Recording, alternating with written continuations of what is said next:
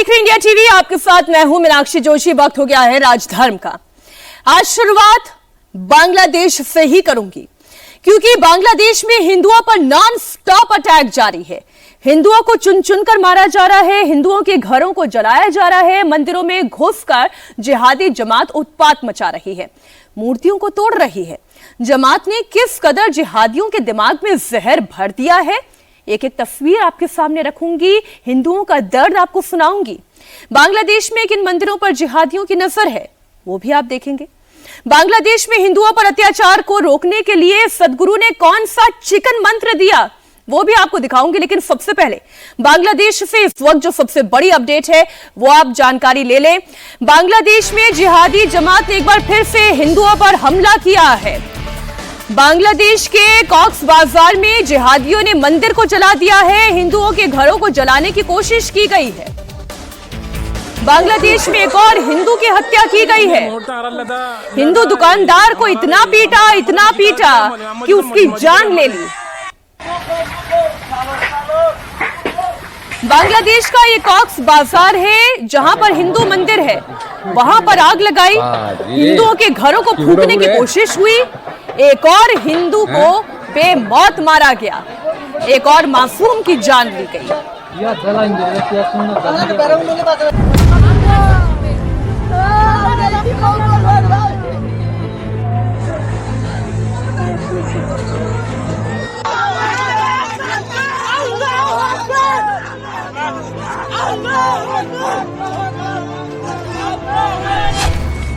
बांग्लादेश में कब तक मारे जाएंगे?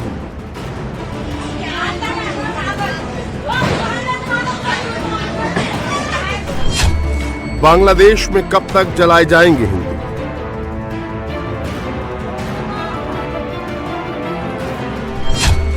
बांग्लादेश में कब तक मंदिरों को फूंका जाएगा?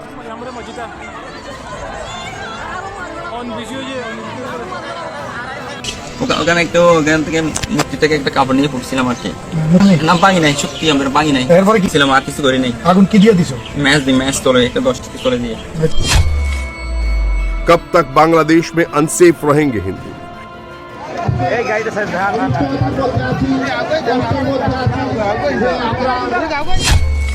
हिंदू कब तक बनते रहेंगे जिहादी जमात की शिकार?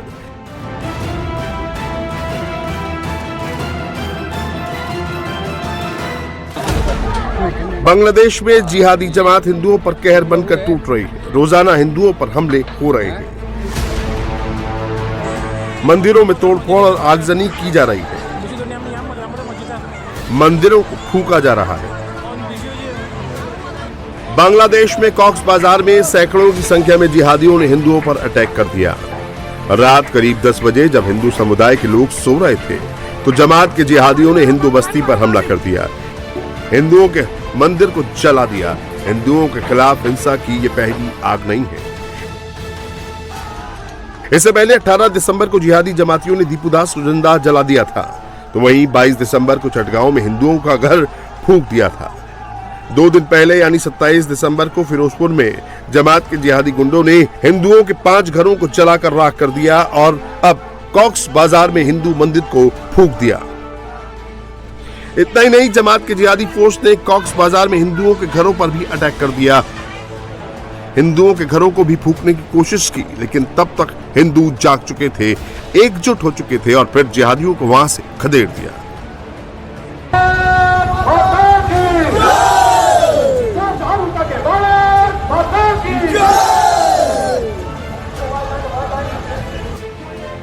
कॉक्स बाजार में हिंदुओं पर हमला भी प्री प्लान था, क्योंकि 1 हफ्ते पहले ही जिहादियों ने हिंदुओं को धमकी दी थी और कहा था कि अवामी लीग के समर्थन करने वाले 2 लाख नेता और कार्यकर्ताओं को मार दिया जाएगा।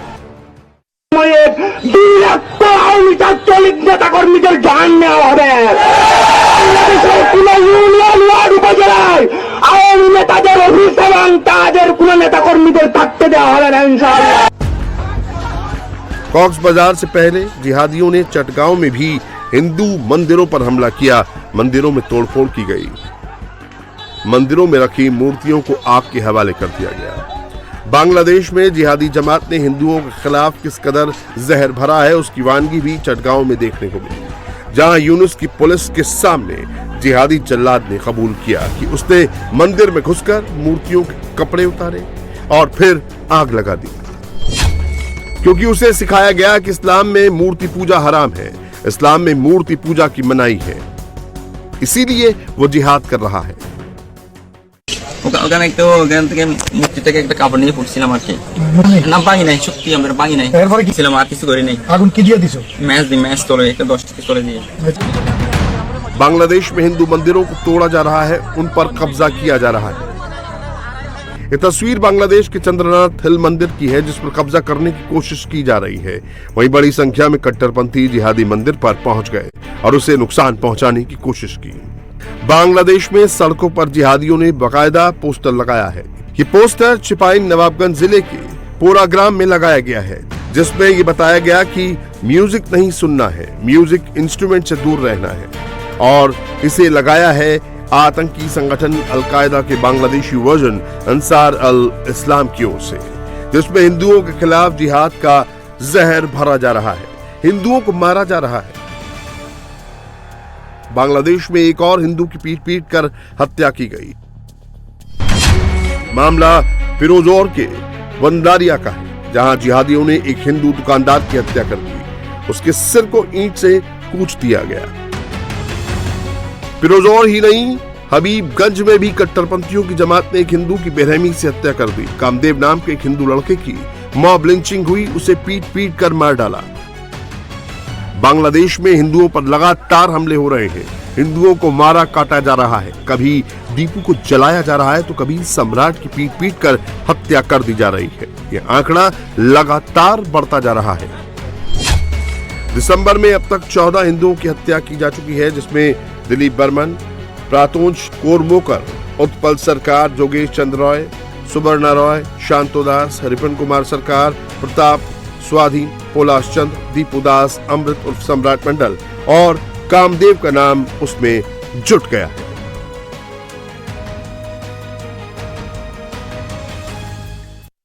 पूरे रात में हमलावर आए, मेरे घर का दरवाजा बंद कर दिया, ताला लगा दिया और फिर आग लगा दी। मैं अंदर था, किसी तरह बाहर निकला, आग बहुत तेजी से फैल गई, पड़ोस के घरों तक पहुंच गई, सब कुछ जलकर खाक हो गया। घर, सामान, दुकान, गहने, नकदी, कुल 50 लाख टका से ज्यादा का नुकसान हो गया। हम हिंदू हैं, इसलिए निशाना बनाया गया। कोई सुरक्षा नहीं है, पुलिस प्रशासन कुछ नहीं कर रही। हम अब बेघर हो गए हैं, कहाँ जाएंगे? बहुत दर्द है। কিভাবে হয়েছে এটা এখন পর্যন্ত আমি জানতে পারিনি। बांग्लादेश में हिंदुओं पर लगातार अटैक हो रहे हैं। जिहादी जमात हिंदुओं के घरों को चला रही है। हिंदुओं पर अटैक करने के लिए जिहादी मदरसों में बम बना रही है। ये तस्वीर बांग्लादेश की राजधानी ढाका के एक मदरसे की है, जहां बम बनाते वक्त धमाका हुआ, जिससे मदरसे की बिल्डिंग को नुकसान हुआ। धमाके के बाद जब यूनिस की पुलिस ने मदरसे की जांच की तो वहां बड़ी मात्रा में विस्फोटक और वैसे केमिकल बरामद हुए जिसका इस्तेमाल सुसाइड अटैक में किया जाता है। मदरसे से विस्फोटक तैयार करने वाले 400 लीटर केमिकल बरामद हुए हैं। साथ ही इलेक्ट्रॉनिक्स गैजेट भी मिले हैं, जिसका इस्तेमाल बम बनाने में किया जाता है। जिहादी मदरसे में बम बनाने का खुलासा होने के बाद बांग्लादेश में हिंदू डरे सहमे हैं। उन्हें डर सता रहा है कि पता नहीं जिहादी मदरसों में मौत के और कितने सामान तैयार किए जा रहे हों। बांग्लादेश में हिंदुओं पर हो रही हिंसा के खिलाफ प्रोटेस्ट मार्च भी निकाला गया। बांग्लादेश के डरे सहमे हिंदुओं ने फिरोजपुर में ह्यूमन चेन बनाकर दंगाइयों पर कार्रवाई की मांग की।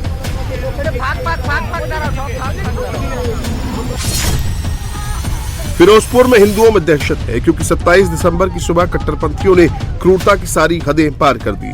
उपद्रवियों ने पलाश क्रांति साहा के घर को घेर लिया और बाहर से ताला लगा दिया। इसके बाद उनके घर में आग लगा दी, जिसका मकसद पूरे परिवार को जिंदा जलाना था। गनीमत रही कि किसी तरह उनकी जान बच गई।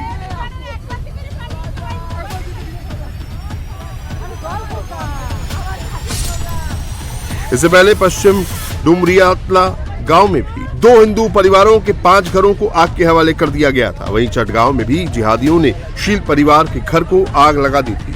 हिंदू परिवार को जान से मारने की कोशिश की थी। ये घटनाएं बताती हैं कि वहां हिंदू समुदाय कितना असुरक्षित है।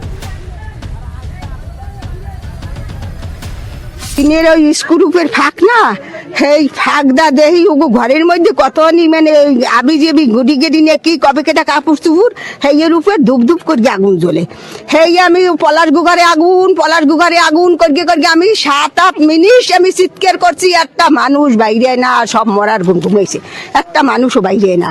হেই দেহি আগুন করগে শিখতে এদিক দেশে পুরগে শেষ হয়ে গেছে, আমার কোনো হুঁশ নাই যে আমি ঘরটা কিছু বাই করবো।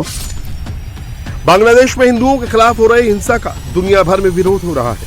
लंदन से लेकर लखनऊ तक और काठमांडू से लेकर गुवाहाटी तक सनातनी गुस्से में हैं। शहर शहर विरोध प्रदर्शन हो रहे हैं। मोहम्मद यूनुस के खिलाफ नारेबाजी की जा रही है। बांग्लादेश में हिंदुओं पर हो रहे अत्याचार के खिलाफ अरुणाचल प्रदेश की राजधानी ईटानगर में भी बड़ी संख्या में हिंदू समुदाय के लोग सड़क पर उतरे और बांग्लादेश के खिलाफ नारेबाजी।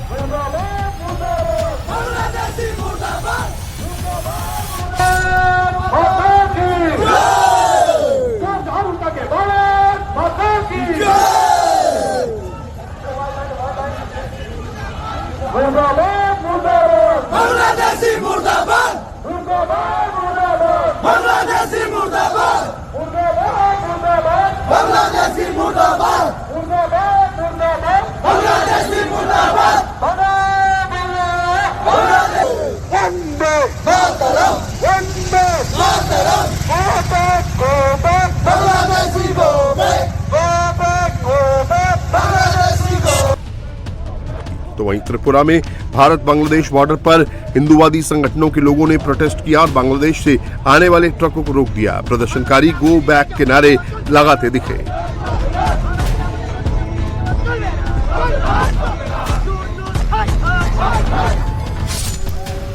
बांग्लादेश में हिंदुओं पर हो रहे अत्याचार से भारत में संत समाज गुस्से में है।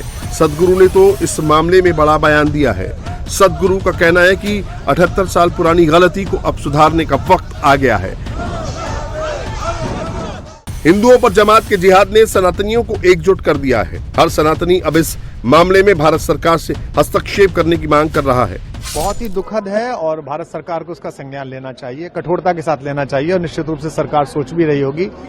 और मैं पूरे विश्व के उन लोगों से अनुरोध करना चाहता हूं जो किसी भी एक छोटी सी घटना पर या बड़ी घटना पर, मनुष्य की हानि तो हानि है, बहुत अधिक विलाप करते हैं। भारत में भी एक बड़ा वर्ग है जो बहुत अधिक इन बातों पर विलाप करता है।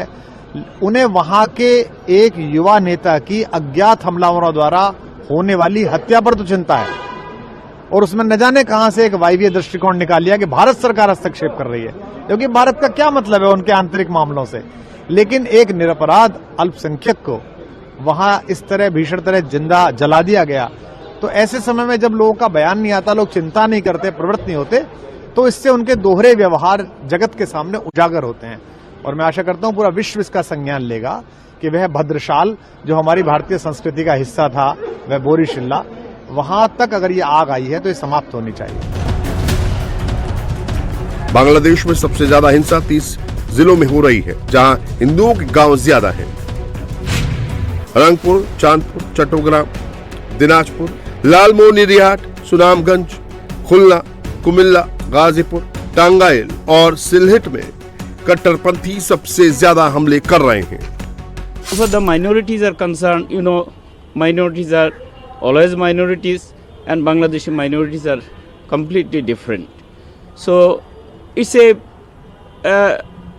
decade-long, exploitations, oppressions, and continuously we are talking, we are fighting in the streets, in different places, but nobody is taking proper heeds to our cry. And the latest situation is, I must say, it is really bad. And if I properly assess the overall scenario of the minorities, the whole community is perturbed. They are afraid in all respect. Maybe that they are not uttering anything, but the reality is totally different. They are absolutely in a panic situation. Yunus का कच्चा चिट्ठा अब खुल रहा है। बांग्लादेश में हिंदू, सिख, बौद्ध, ईसाई सबको मिटाने की स्क्रिप्ट यूनुस ने ही लिखी है। आज नहीं तो कल यूनुस को इसका हिसाब सूद समेत चुकाना पड़ेगा।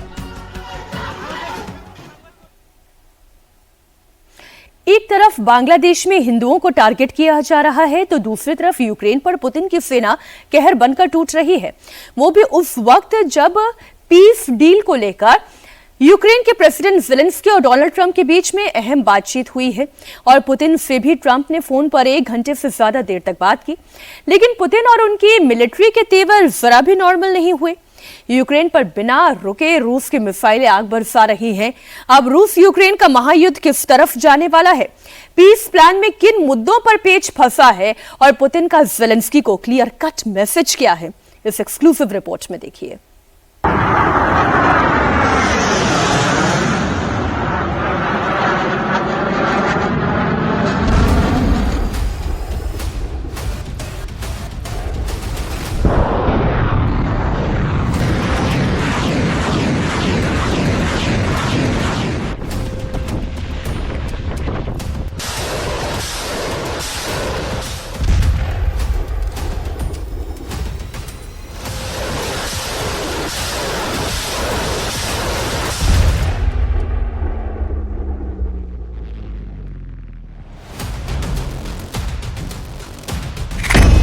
पुतिन का मैसेज क्लियर, ज़ेलेंस्की को direct warning.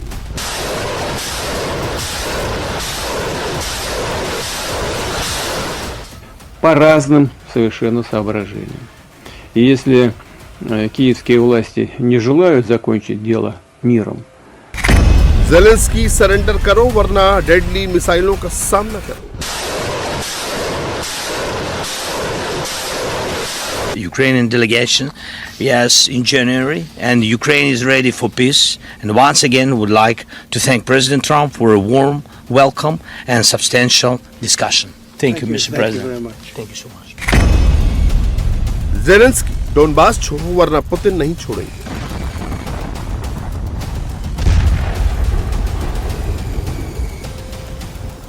They are telling that Ukraine has to give up Donbass. Just very recent statement. The land you're talking about, some of that land has been taken. Some of that land is maybe up for grabs, but it may be taken over the next period of a number of months. And you're better off making a deal now. एक तरफ Zelensky और Trump के बीच peace deal को लेकर बातचीत हुई तो दूसरी तरफ रूस और यूक्रेन के बीच नॉन स्टॉप जंग जारी है। राजधानी कीव पर बैलिस्टिक मिसाइल और ड्रोन से भीषण अटैक किया।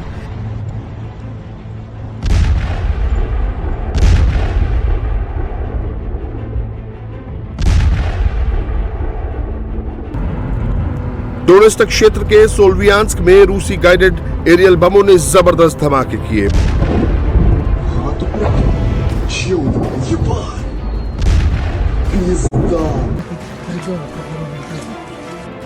खेरसॉन में रूसी गोलाबारी में थर्मल पावर प्लांट बर्बाद हो गया।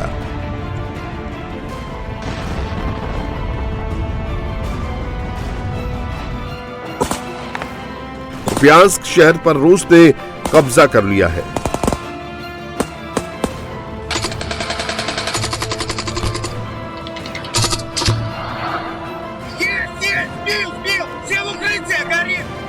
$500 ड्रोन, 50 मिसाइल, अनगिनत फाइटर प्लेन्स की उड़ान, निशाने पर मिलिट्री इंडस्ट्रियल कॉम्प्लेक्स, सेना के ठिकाने, सरकारी इमारतें और रिहायशी बिल्डिंग्स। खार्किव के अहम शहर कुपियांस्क पर वेस्टर्न मिलिट्री ग्रुप की कंबाइंड आर्मी ने कब्जा कर लिया है। शहर में बचे हुए यूक्रेनी सैनिकों को खदेड़ा जा रहा है। твердо стоим, стояли и будем стоять на своих मेरा позициях उपनाम в городе. उड़ान है। Продолжаем मैं уничтожать 1427 की мелкие पीबी шайки, कंपनी именно डिवीजन шайки का कमांडर противника, हूँ। забившихся मैं по норам. कुप्यांस्क Твердо शहर стоим, में стояли सड़क и पर будем हूँ, стоять जहाँ на मैं своих अपनी यूनिट के позициях в साथ городе. सफलतापूर्वक Продолжаем काम कर रहा уничтожать हूँ। мелкие हम अपनी шайки, पोजीशन именно पर шайки मजबूती से противника, खड़े हैं забившихся और по शहर норам. में अपनी Твердо पोजीशन стоим, पर стояли खड़े и रहेंगे। будем стоять на छोटी своих छोटी दुश्मन позициях की в городе. टुकड़ियों को Продолжаем नष्ट करना уничтожать जारी रखेंगे мелкие шайки, जो именно छिपी हुई шайки हैं। противника, забившихся по норам. Командир штурмовой группы стрелкового полка 1486, позывной मैं «Колосс». असॉल्ट ग्रुप का कमांडर हूँ। मेरी यूनिट कुप्यांस्क डेयरी कैनरी में सफलतापूर्वक कार्य कर रही है। जैसा आप देख सकते हैं, यहाँ कोई यूक्रेनी सैनिक नहीं है और कभी नहीं होंगे। Я командир. मैं 1843 असॉल्ट ग्रुप का कमांडर हूँ। मेरा उपनाम टाइफून है। हम कुप्यांस्क शहर में हैं। हम इमारतों और बेसमेंट को साफ कर रहे हैं। यहाँ दुश्मन की बिखरी हुई टुकड़ियां छिपी हैं। Производим зачистку зданий и подвалов разрозненных групп. यूक्रेन के पूर्वी इलाकों में 3 सूबों डोनेत्स्क, लुहांस्क और ज़पोरिज़िया में रूस के टैंक, बख्तरबंद गाड़ियां और मिसाइलों की बैटरियां दनदनाते हुए आगे बढ़ती जा रही हैं।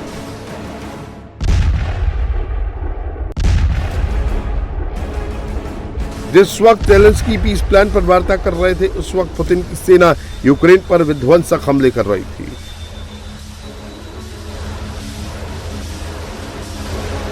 यूक्रेन पर रूसी सेनाएं जिस पावर से हमले कर रही हैं, उससे साफ है कि पुतिन जो कह रहे हैं उसकी सेना उस पर अमल भी कर रही है।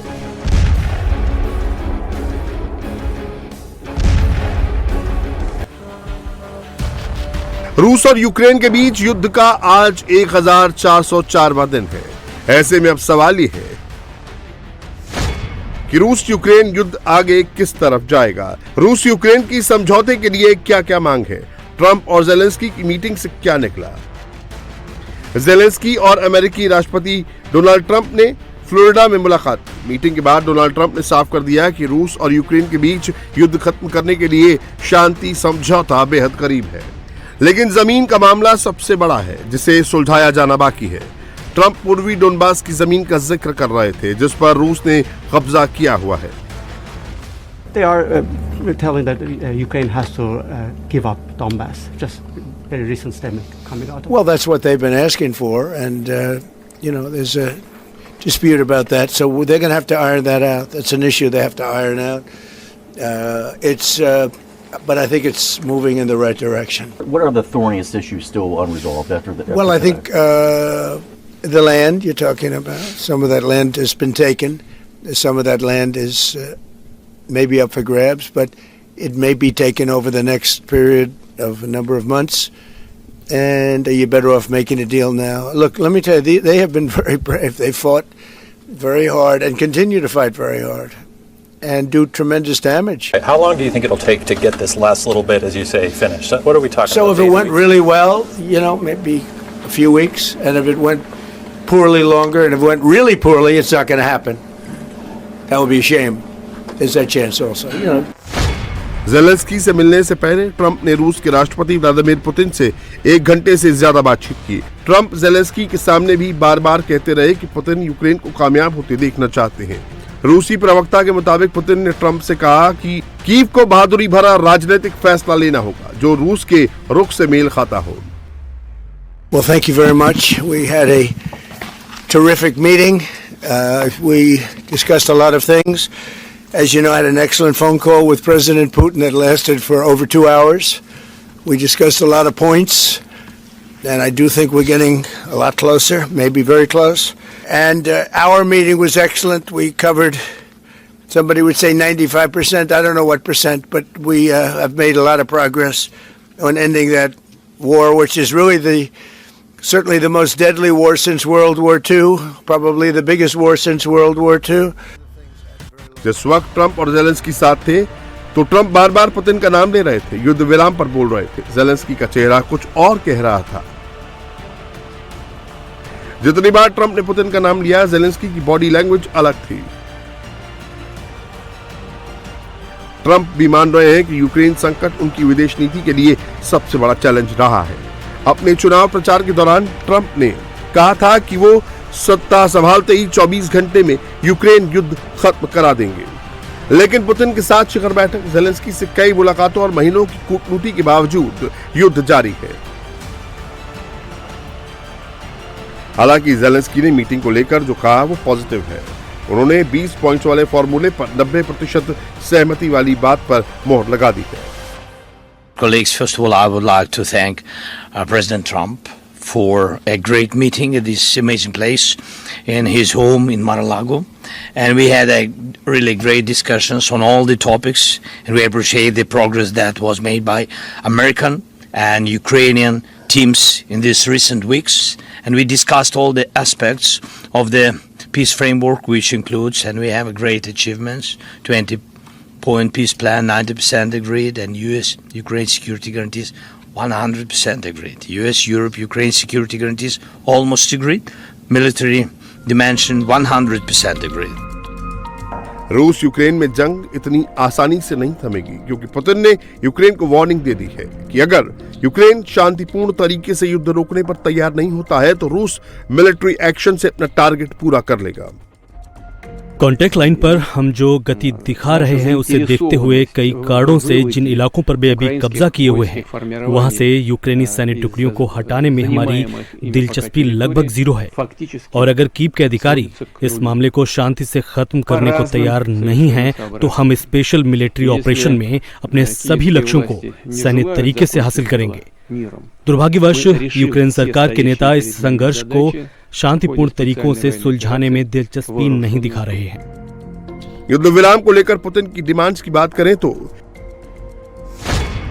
पुतिन शासन की प्राथमिक मांग है कि वो कोई भी समझौता सिर्फ यूक्रेन के चुनाव के बाद ही कर सकते हैं।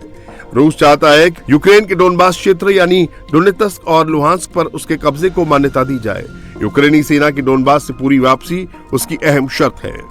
रूस चाहता है कि उसके यूक्रेन के आंशिक रूप से कब्जे वाले दूसरे इलाके में भी नियंत्रण को मान्यता दी जाए। इनमें खेरसोन, ज़ेपोरिजिया और क्रीमिया जैसे इलाके शामिल हैं, जिन पर रूस अपने कब्जे को स्थायी करना चाहता है।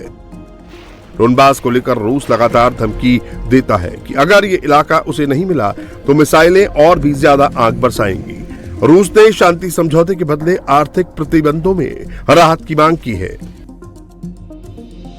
अब ज़ेलेंस्की पुतिन की बात मानते हैं या नहीं, उनका ये फैसला रूस यूक्रेन महायुद्ध की डायरेक्शन तय करेगा। लेकिन एक बात तय है कि ज़ेलेंस्की अगर नहीं झुके तो पुतिन की सेना यूक्रेन में आगे भी तबाही मचाती रहेगी। रूस और यूक्रेन के बीच एक तरफ जंग चल रही है, दूसरी तरफ बातचीत भी हो रही है।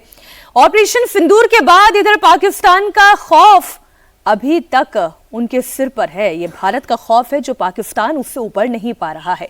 भारत ने पाकिस्तान को इतनी चोट पहुंचाई कि दर्द है कि कम होने का नाम नहीं ले रहा। पाकिस्तान अभी तक करा रहा है। पहले पाकिस्तान के राष्ट्रपति ने खुलासा किया कि उन्हें ऑपरेशन सिंदूर के दौरान बंकर में छिपने की सलाह दी गई थी। तो अब डिप्टी पीएम कहते हैं कि जब भारत ने नूर एयरबेस पर हमला किया तो पाकिस्तान में कैसे खलबली मची थी।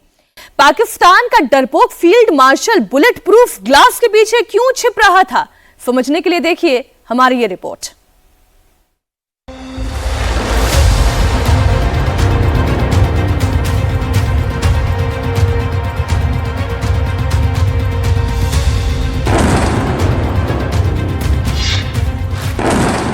पाकिस्तान का पहला कबूलनामा, नूर एयरबेस पर अटैक। पाकिस्तान का दूसरा कबूलनामा, भारत ने ड्रोन से ढहाया कहर।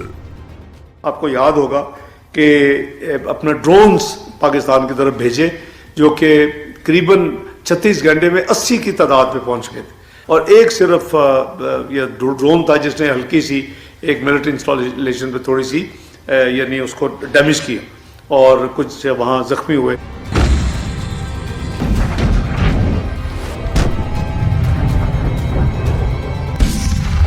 ऑपरेशन सिंदूर के 8 महीने पूरे हो चुके हैं। भारत की सेनाओं ने पहलगाम आतंकी हमले का बदला ले लिया है।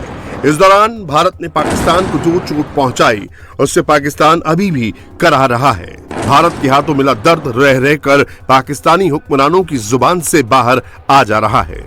इसी दर्द का इजहार पाकिस्तान के डिप्टी सीएम और वित्त मंत्री इशहाक डार ने किया है। इशहाक डार ने खुद पाकिस्तान की पोल खोली है। उन्होंने बताया कि कैसे भारत ने मिसाइल हमले से नूर एयरबेस को तबाह किया था। भारत ने नूर एयरबेस पर कैसे मिसाइल से अटैक किया था, इसके सैटेलाइट तस्वीरें और अटैक के लाइव वीडियो पहले ही आ चुके हैं। नूर बेस पर जब भारत की ब्रह्मोस मिसाइल गिरी थी तो पाकिस्तान के लोगों ने ही इसे अपने मोबाइल कैमरे में कैद किया था। भाईजान नूर खान बेस में आके गिरा है। ये अटैक हुआ है नूर खान बेस पे, बिल्कुल घर के सामने। अभी एक जहाज गुजरा है और ये नूर खान बेस के ऊपर अटैक हुआ है। अब साल खत्म होते होते पाकिस्तान के हुक्मरान सच को कबूल कर रहे हैं। भारत ने ऑपरेशन सिंदूर के दौरान 10 मई की सुबह पाकिस्तान के 11 एयरबेस पर जोरदार अटैक किया था। रफीकी, मुरीद, सुकुर, सियालकोट, पसरूर, चुनिया, सरगोधा, स्कर्दू, भोलारी और जैकबाबाद के अलावा नूर एयरबेस पर भारत की मिसाइलें गिरी। भारत के इस हमले में पाकिस्तान के सभी 11 एयरबेस तबाह हो गए थे और इस हाल में नहीं थे कि यहां से पाकिस्तान किसी ऑपरेशन को अंजाम दे पाए। इसीलिए उसे भारत के सामने सीज़फायर के लिए गिड़गिड़ाना पड़ा था। इन 11 एयरबेस में सबसे अहम था नूर एयरबेस। नूर एयरबेस रावलपिंडी में है, जहां पाकिस्तान सेना का मुख्यालय है। रावलपिंडी के चकलाल में स्थित इसी एयरबेस से पाकिस्तान एयरफोर्स अपने ऑपरेशन को अंजाम देती है। इसी एयरबेस पर अमेरिका से मिले F-16 और चीनी विमान JF-17 तैनात हैं। साथ ही यहां से C-130 हरकुलर और इलिशन 278 रिफ्यूलर्स ऑपरेट होते हैं। नूर एयरबेस पर हमले का मतलब था पाकिस्तान के नर्व सेंटर पर अटैक। भारत के हमले से नूर एयरबेस पर कितनी तबाही मची थी, इसकी सैटेलाइट तस्वीरें सामने आ चुकी हैं। सैटेलाइट हमले से ली गई इमेज में पहली तस्वीर 10 मई को हमले से पहले की है, जब नूर एयरबेस सामान्य नजर आ रहा है। दूसरी तस्वीर 10 मई के बाद की है, जब नूर एयरबेस का पूरा कॉम्प्लेक्स तबाह नजर आ रहा है। यहाँ दो जगह मिसाइल हमले से तबाही साफ साफ नजर आ रही है। इस हमले में नूर एयरबेस को इतनी तबाही पहुंची थी कि वो अभी तक ICU में पड़ा हुआ है। वहां से फाइटर प्लेन अभी तक उड़ान नहीं भर पा रहे हैं। इशाक डार ने बताया कि 10 मई की सुबह 2:30 बजे उनके पास आर्मी चीफ मुनीर का सिक्योर लाइन पर फोन आया था, जिसमें मुनीर ने कहा था कि भारत ने नूर एयरबेस पर मिसाइल अटैक कर दिया है। डार ने यह भी बताया कि उसी रात अमेरिकी विदेश मंत्री मार्को रूबियो और सऊदी अरब के विदेश मंत्री प्रिंस फैसल ने भारत से बातचीत की थी। इसका खुलासा भी डार ने ही किया है। डार के मुताबिक 7 से 10 मई के बीच भारत ने 36 घंटे के अंदर 80 ड्रोन अटैक किए। इनमें एक ड्रोन पाकिस्तान की सेना मुख्यालय पर भी गिरा था, जिसमें कई सैनिक घायल हुए थे। आपको याद होगा कि अपना ड्रोन्स पाकिस्तान की तरफ भेजे, जो कि करीबन 36 घंटे में 80 की तादाद पे पहुंच गए थे। तो अल्लाह ताला का शुक्र है कि पाकिस्तान की कामयाब टेक्नोलॉजी और पाकिस्तान की आर्म फोर्सेस और पाकिस्तान के इदारों ने उसको भी नाकाम बनाया। 79 आउट ऑफ 80 ड्रोन जो थे उसको न्यूट्रलाइज कर दिया गया और एक सिर्फ ये ड्रोन था जिसने हल्की सी एक मिलिट्री इंस्टॉलेशन पे थोड़ी सी यानी उसको डैमेज किया। पाकिस्तान पर ऑपरेशन सिंदूर का कितना खौफ था, इसका सबूत पाकिस्तान के राष्ट्रपति आसिफ अली जरदारी भी दे चुके हैं। आसिफ अली जरदारी ने एक दिन पहले ही खुलासा किया, जब भारत की मिसाइलें पाकिस्तान पर कयामत बनकर बरस रही थीं, तो जरदारी को बंकर में छिपने की सलाह दी जा रही थी। इसने आके मुझे कहा कि सर वो जंग शुरू हो गई है। ये वैसे तो मैंने उसको 4 दिन पहले बोला था कि जंग होने वाली है, मगर उसने मुझे आके कहा कि सर वो बंकर में चले। मैंने कहा शहादत आनी है तो यहाँ ही आएगी, बंकरों में नहीं मरते। अब पाकिस्तान के फील्ड मार्शल मुनीर का डर देखिए। इस कायर की वर्दी पर इतने सितारे जड़े हैं जितने किसी पाकिस्तानी जनरल को नसीब नहीं हुए। इसके बावजूद मुनीर को अपनी जान का इतना डर सता रहा है कि वो पाकिस्तान सेना के हेडक्वार्टर में बुलेट प्रूफ ग्लास के पीछे से भाषण दे रहा है। मेरे लिए भी एक बड़ी हैरत अंगेज बात थी कि कैसे पहली मर्तबा पाकिस्तान की तारीख में आर्मी चीफ अपने ही हेडक्वार्टर में खड़े होकर शीशे के पीछे, या बुलेट प्रूफ शीशा है या आम शीशा है, इसके पीछे क्या वजह हो सकती है? जो शख्स इस वक्त पाकिस्तान का सबसे पावरफुल शख्स है, जिसके इशारे पर शहबाज शरीफ और उसकी पूरी सरकार घुटने के बल रेंगने के लिए तैयार है, उसे आखिर किससे डर लग रहा है? आर्मी चीफ आजकल जहां भी जाते हैं बुलेट प्रूफ जैकेट, वेस्ट, जो भी आपने उसे कहना है, वो पहनते। बनियान की तरह की होती है। जैकेट का मतलब ये नहीं होता कि जैकेट या कोई बड़ी मोटी, आजकल तो इतनी पतली भी वो होती है कि वो बिल्कुल कपड़े की तरह की होती है। आप ये स्वेटर जितनी मोटी या उससे भी कम मोटी बुलेट प्रूफ जो जैकेट्स है अच्छी बनी हुई वो होती हैं। इंग्लैंड में प्रदर्शन के दौरान एक महिला ने बस इतना कह दिया कि मुनीर का वही अंजाम होगा जो उसके पहले एक आर्मी चीफ का हो चुका था। फिर क्या था? डर के मारे मुनीर के पसीने छूट रहे हैं।